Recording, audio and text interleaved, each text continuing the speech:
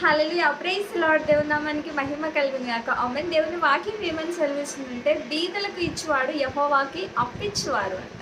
కొంతమంది బీదల్ని చూస్తే చాలా అసహించుకుంటారు, పార్షియాలిటీ చూపిస్తారు కదండి. బీదలకి మరి డబ్బులున్న వారికి భేదాల్ని చూపిస్తారు కదండి. కానీ అలా ఎప్పుడు చేయకూడదంట.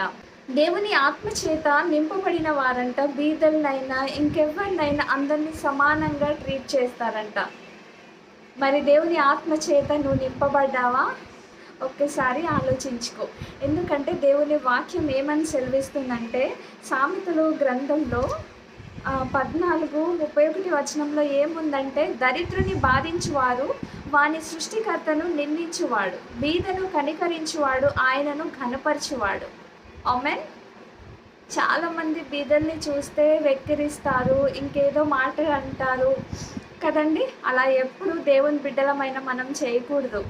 అలాగే సామెతల గ్రంథంలో 17వ అధ్యాయంలో 5వ వచనంలో ఏముందంటే బీదలను వెక్కిరించువాడు వాని సృష్టికర్తను నిందించువాడు కదా అండి.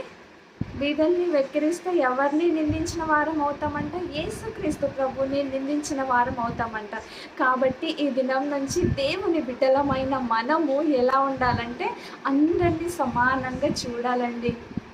వీళ్ళు బీదలు కదా, వీళ్ళకి ఏం లేదు కదా అని చెప్పి వాళ్ళని ఎప్పుడు కూడా దూషించకూడదు, వారిని ఎప్పుడు కూడా త్రోసివేయకూడదు. కానీ వారిపై మనం కనికరము చూపించే వారమై ఉండాలి, వారికి మనం సహాయము చేసే వారమై ఉండాలి. ఆమేన్.